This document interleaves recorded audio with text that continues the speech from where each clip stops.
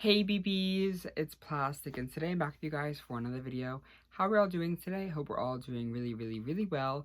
In today's video, I want to sit down with you guys in Ghoulchat and just talk about some of the dolls in my collection that are very sentimental. And these are just like my top contenders for right now that I just thought of off the top of my head. Every doll in my collection has a story to them. Every doll in the frame I could talk to you about for at least 5-10 minutes. So everyone has a story and how I got them, but these are the ones that like mean like the most out of all that, you know what I mean? Like these are the ones that have like connections and ties and everything. So I just want to like sit down and like talk about them with you guys, and I don't know, I think it's fun because sometimes I just lose sight of my collection, and I think this will be fun to bring it back. But the first one that I brought out, I have two of them actually. These are some Barbie dolls, and these are dolls that I used to have when I was little, but I rebought them because I have no idea where my Barbie collection went. Like my childhood Barbie collection, like I don't think my parents threw them away or anything, but like they're not in the house. Like they're not where my Monster High dolls were when I got them in storage. So I have no idea where they went to, but whatever. I just rebought them because like the prices were good and I just wanted a pristine version because like my childhood ones are probably like moldy somewhere like in the base. Like I don't know where they went. Whatever, that's not the point of this. But the point of this is these are my most nostalgic Barbie dolls because I always claim that my first doll in my collection was Gloom Beach Draculaura, and we'll get to her. But the real ones were the Barbie dolls. Like I used to love Miss Barbie. So here is Passion Fairy Tale Barbie. I loved this movie as I was little, and it still is my favorite Barbie movie. Like don't tell anyone that. Like this is like the best Barbie movie. I don't care what any of you say.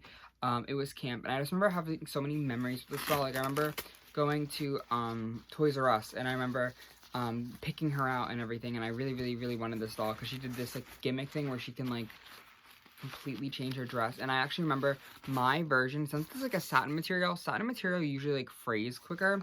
My back of it was ripped apart. Like this dress would not work. Like I duct taped it together. It was like this like gray duct tape that we had on the back of this dress, and I was like so annoyed because like she wasn't pristine, and like I was like 5 and then whatever. And it just means a lot to have her in my collection and this whole like thing. I don't think she sings anymore. There's like a button, and I think she like lights up or something. I don't think she has batteries in her anymore, and she might be like dry rotted because I got her for like 20 bucks on eBay. But she just means a lot to me because like I remember this movie like heavily. I remember having the pets. I remember having some of the fashion packs. I think I had a couple budget dolls. I think I had another version of her. I remember having the Pixies, the ones that I rebought as well, the Shimmer, Glimmer, and Glide. So this doll just means a lot. And I also remember Miss Merleia because I remember the specific time it was me and my brother, we went to Toys R Us, and sometimes, I'm gonna throw her on my bed, sometimes when we would get like really good report cards or something like that in like elementary school, my mom would take us, me and my brother, to get a toy, pick out a toy from Toys R Us as like a little like, you did it, you did good on your little report card or whatever. And this is the one that I wanted super badly because again, this is like Merleia from like the Mermaid Tale movie. The Barbie movie dolls always got me. I just remember these flip-flops so specifically, and I have a singular pair of them. Like I have her old crown and I have her flip-flop. And I think I had two versions of her because I remember this one very specifically because I remember this gimmick as well when I was little. And I remember this doll like so because I remember just being in the car and my brother brought like a Spider-Man doll or whatever, and I remember like looking at her and being like, oh my god, like the gimmick, and she can like do this thing, and this like little like she like you can like put it around her arms, and like it's like a hood, and it reminds me so much of Laguna Blue when I was little. So like that's what made me want Laguna a lot, which we'll get to her in a minute. But there's just so many memories of like the tattoos, and again, just like a very like heavy in my early childhood. And I have her dolphin and everything. She's still up in my drawer and everything. So yeah, I loved this doll so much. So she's a nice addition to have, again, a part of my collection as an adult. But back to some Monster High, because I will always claim, because I'm a poser, that Monster High was like my first whatever, and I have the ring over there's so much dust on these dolls, so sorry about that. This is Gloom Beach Draculaura. This is like my original one, like from childhood, like the one that like she had to be rebodied because I played with her so much. Like this doll was when they first came out with like the elastics and everything, so like the legs were really like loose and everything. But here is Miss Draculaura, and you can see the wear and tear this doll has gone through. It was my 5th birthday, I think, when this doll came out, and I remember it was my friend at the time, and we were like talking about Monster High because we like loved Monster High, and we were watching the whole webisodes throughout the whole summer. It was like the summer of 2010. We were watching like the webisodes, and we were watching people like review them and watching people play with them, and like on YouTube because like that's what you do. And I remember like wanting my own Monster High doll, and I first wanted original Laguna Blue, but I got this doll and I was just so obsessed. Like I did not put this doll down till Christmas, because like it was, my birthday is like November 8th, so it was from like November to literally December. Like I mean, I guess it's not like a big time difference, but like when you're little, it's a big time difference. So I just remember being obsessed with this doll. Like I would drag her around the house. I obviously played with her hair. Her highlights are all gone. Her accessories are gone. Like I had to, the only accessories that I had, like the shoes are cut. Like I cut them apart. I'm lucky that these glasses are still together, because again, my first Monster High doll, like she was played with a lot. I had to rebody her. This is like a 2015 was like the re-release body that I gave her, because it's a lot more sturdier. Like there's fraying and everything. Like this doll just had so much love to her, and she's always remembering that memory of like my childhood friend who picked this doll out for me. And getting my first Monster High doll was such a big moment, I think, in my collection journey. So I'm gonna leave her for the rest of the video on the little stand here by the Tweevils. I just lost her glasses. They're under the desk, so they're good, but I'm gonna leave her there because she means a lot. More Monster High doll G1 dolls that mean a lot more to me is, I'm gonna start with Laguna Wave, her original doll, the Wave 1 doll, because the Merleia kind of like, I was very into mermaids when I was little, and I think getting her when I was really, really young, and then obsessing over Laguna was essential. This is like my holy grail doll. Like this is the doll that I wanted for the longest time ever in my collection. And I remember seeing her, it was a specific like Target Christmas catalog, and I remember seeing this picture of her next to like Ghoulia Yelps, or like maybe it was like Dracula or something, and she was posed so interestingly, and I just remember wanting her so beyond badly. And I never had this doll when I was little, which is like fine. Like I had a bunch of other Monster High dolls, but I just remember wanting her so beyond badly. Like there was even a time where it was around, again, Christmas time, my birthday, when I got Draculaura, and I really, really wanted another doll to go along with Draculaura, and obviously Laguna was my favorite when I was little. She was my favorite in the, like, the reviews and the people I would watch. She was my favorite in the little music video, like the Fright Song music video with, like, the fish are fierce, or whatever that she said. And I was just so mesmerized by this doll, because like I took swim class lessons as well. Like I was like, when I took swim class lessons, I was like at the YMCA program, and I remember I'd always like fantasize about like being Laguna and like having like this like long blonde hair, and like having my pet Neptuna near me. And I loved flip flops when I was little. So like, I don't know, there's just so many things about this doll that just like spark so much joy about, like, you know, when I was little and everything. So I remember it was like Big Lots time, and it was around Christmas time, or maybe it was after Christmas time, or I had like money to like buy a Monster High doll, and I was searching this Big Lots, I was searching Targets, I was searching Walmarts, and it was in this like weird, like it was like in my grandma's town, so like there was not much happening then down there, because, you know, not whatever. And there was no Laguna dolls, there was no Monster High dolls, they had nothing there, and I was just so distraught about it. But I eventually got her, so here you go, Big Lots. I got my Laguna Blue doll. But that was just like one of my first doll hunts. I think I really like remember like hunting for her. And I remember there was even times where I'd go, like when I was little, go on eBay, and I would like bid on her, and like I'd always get outbidded. Or there was even like memories of like going on eBay and like searching up Laguna Blue, and like it was like loose. Like they would be like Laguna Blue Wave 1 loose. And when they said loose, I thought she meant like her like hips were loose, so I'd be so scared of that. But I didn't realize like it just meant like the doll was out of box. So if I could go back and tell like first grade self that loose is a good thing and it's fine, like, as I mean, obviously the doll's loose, she's like a original body, but that you could buy that doll, like I probably would have been a lot, you know, excited. But definitely one of my first eBay moments was trying to hunt for this doll and never getting her. But obviously I have her now, which is really, really grateful, because I actually got this doll for $8 on mercarri last year because of, thankfully, the Creeper Reduction Laguna. So this is, again, hand in hand to that original one. They're the same doll, but like very, very, very different. Actually, I got that doll nude, and I got an extra one for her fashion pack, and the Creeper Reduction Laguna was such an important moment in not my in my life, yes, because it felt like comforting that like the doll that I wanted forever when I was little was coming back and fully reproduced in a nice way. Her face is a little bit fishy, pun intended, but I don't even mind, I don't even care, because it's just like it's still Laguna. Like I still see like this childhood, like, I don't know, radiation again, I guess, with her.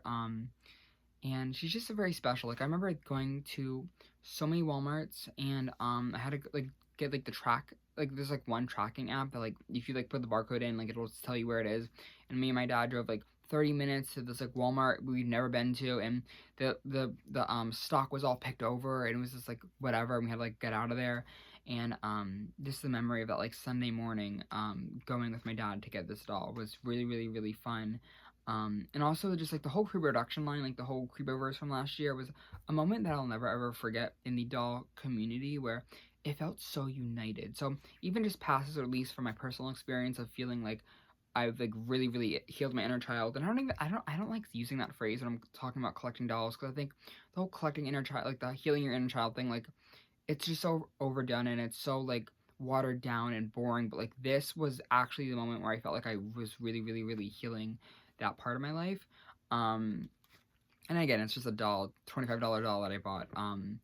But it just felt like it was more than that. And it was also just, again, another time for the community to really come together. Like, it had every doll person look for these dolls. Like, it was the people who were Bratz fans who were hating on Monster High 2 months ago, were, ooh, let me go get into my Monster High era. It was the Rainbow High fans, like, I think everybody was searching for these dolls. Maybe that's just, like, my view of it, but, like, ugh. They're such a fun hunt. They're horrible. Like they didn't really tell us they're only releasing one batch of these dolls, but I'm so thankful that I was able to get my claws on a couple of them. And yeah, I love this doll. She's very very special, and forever and always I'll love Group Productions. And now everything's just gonna fall apart on my desk. Another G1 Monster High doll. I know where there's other dolls on this list, I promise, but I just want to get some of them out of the way. This is Miss 13 Wishes Catty Noir. This is a doll that I also remember really, really, really wanting when I was little, and she was actually like one of like the special editions, so she might have cost a little bit more than like the regular Monster High dolls. Maybe she's like $5 more. I cannot remember. I remember she was like that cool packaging and everything, but I remember this doll super vividly. Like it was around my 9th birthday, 8th birthday, and I would like the 2-3 months before that this doll came out, I would walk to the bus stop with my dad, and I would say like I would talk about this doll all the time. Like I remember being like, Dad, if you ever want to get me anything for my birthday, like go to the Monster High aisle, get the black cat with the pink hair and the dress and the boots. And I would tell I remember like this so vividly. Like I remember every day I would ask him for this doll. And when it came around to my birthday time, my mom pulled out this box and I opened it. It was like the Monster High shaped box, and I actually got 13 Wishes Laguna. And I was still like excited, like, oh my god, like Laguna, like with 13 Wishes, I wanted that doll. And then my dad, like 5 minutes later, after being like excited, and I also think I got like for that birthday like a Rainbow Loom kit, which was, I was like, that could tell you, like 2013, like that was me off the walls. Like plastic was bumping around. So like I got like this 13 Wishes Laguna and this Rainbow Loom kit, and I was living. And then my dad came around with this extra box that my mom didn't know about, and I remember he like gave it to me, and I was like, oh, what's the tea? And it was 13 Wishes Catty Noir. And ever since then, like this doll just means a lot. And this doll was also one that like one of my childhood friends had, and I remember playing with her at her house, and we both had our little Catty Noirs. And sometimes what we'd do when we were little, we would get each other like the same Monster High doll, and we'd like we'd tell each other about it and be like, I got you, Cool Zero Claudine. And it was just a little like thing with us. So this doll just means a lot in that sense of feeling like it was really really listened to. It was just really really cool to get that Catty Noir doll, and I love her. Like that doll, like this doll is a mess. Like I played with her so much. Like her 13 is ripping apart. Her hair has so many broken edges, but I fixed her recently, and like she looks a lot better. I gelled her hair down. Don't even look at it. Don't. I'm working on getting another one, just like have like a pristine version, or maybe I'll get one in box. But looking at the Monster High economy right now, it's not looking like that's anytime soon. Eventually, all the childhood Monster High dolls, I'll try to get some of the special ones in box, but again, that's not like a goal I need or anything, but it would be something cool. But okay, let's steer away from Monster High dolls for a minute. Let's go on to Bratz. Another reproduction of the sorts, but I thought this would be kind of fun to include, just to talk about, because the 20th anniversary Bratz were honestly the inspiration of getting my first job, to be honest. Like, I remember, what was it, like, when did these come out? 2021? it was quarantine. It was 2020, end of 2020, when these dolls kind of were, like, announced that they were coming out and everything, and I remember talking to my friends in, like, my sophomore year of high school, end of sophomore year. I'm trying to think of the age, maybe 16. I think 16. That sounds correct. That's not that long ago, but it feels like it was decades and whatever ago. I remember having Christmas money because like the only money before obviously having a job was money that my family would give me, like friends would give me. So like I had like birthday money and Christmas money, and that was it. And I remember going to my friend's house and they were all going out to eat, and I was like, I'm not gonna eat. I already ate at home because I'm saving money for these Bratz dolls. And I eventually obviously got a job, thankfully, and I was able to buy the Bratz dolls on my own, which was really really really cool. And that's a little memory, but I also remember just like when these dolls were releasing, like they first released at Hot Topic, which was a nightmare. Like these dolls were awful, awful, awful, horrible to get. And then they started showing up in like Targets online and Walmart's online, and the hunt for this doll lasted the entire summer of 2020. Like I think I completed the line in like mid-August with Sasha and Jade, and I brought over Chloe just because I don't know. Like Chloe is like the one that I opened first out of them all. Like I got her and Yasmin on the first batch from from Walmart. They canceled my Sasha, but I got these two. And then I guess a couple months later I got Yasmin and Jade because no, Jade and Sasha because they showed up a little bit later on Target. And I think obviously it was during quarantine and everything, so like these dolls were kind of harder to get because of like shipping or whatever. I don't know. But I remember being obsessed. Like I was frantically searching Amazon, searching the links up, like probably Looking Bratz or one of the doll news accounts posted like the links, and I'd be like refreshing to make sure they would come in stock so I could order them and pre-order them. And it was just like a big thing for me to get these dolls. And these were kind of like my first Bratz dolls that I kind of consider, because I got my first one was technically Talking Chloe, but I kept her in box for the longest time, and I don't really like feel like she's like a real Bratz doll. Like I like the real body. I had like a 2010s Yasmin. Cool, whatever. But these ones like just felt so special because I remember like redressing them all the entire time. Like I'd play like it was only like these 4 dolls the summer of 2021. It was really really really only these couple dolls, and I'd redress them in each other's clothes. I'd play with their hair. I boiled wash them, and like again, like the months before getting these dolls, I was obsessed with Bratz dolls. Like the only thing that I ever wanted in life before getting these was the ability to have a Bratz doll in my hand and hold them and play with the body and everything. And it was such like a desperation kind of thing. I feel like I was really, really, really wanting Bratz dolls. So getting these was really, really, really, really like exciting and fun. And it started my Bratz collection. I'm really, really pumped off what has yet to come. So that was really, really cool. And also I remember these dolls heavily on my vacation. It was again the core 4 Bratz dolls because we went in like mid-August, and I got the rest of the set in early August. And they were so much fun. I have so many pictures of them on my vacation. We went to the beach, we went to the parks, and we went to everything. So that was really, really cool. But speaking of that 2021 vacation, we're getting into the first Bratz doll that I ever got at the flea market. And this is Miss Wildlife. No. She's Wild, right? She's Wild Wild West Fiona. Oh my gosh. Yeah, this is like my first, like, again, another one of those like first real Bratz. This doll was the most busted doll that I've ever, not ever, but like she was really, really busted. She had a bunch of pen marks on her face. She had all these split ends, and I think I did a good job of covering and everything. But this doll was in like a flaunted, like she's in a random fashion pack and like Yasmin shoes. And over the past couple years, I've been piecing her together, and the experience of really, really getting this doll was super like nostalgic, sentimental, not nostalgic, but like sentimental, because it was one of the times where I was able to piece dolls together. And before this, I was just cleaning up my Monster High dolls, and I was cleaning up the dolls that like I got like secondhand, like on Mercari and everything. And like I didn't really go to the flea markets like that, and it wasn't like a thing. And once I got this doll, I think going to the flea markets was a bigger part of my collecting experience, and it just kind of opened that up for me.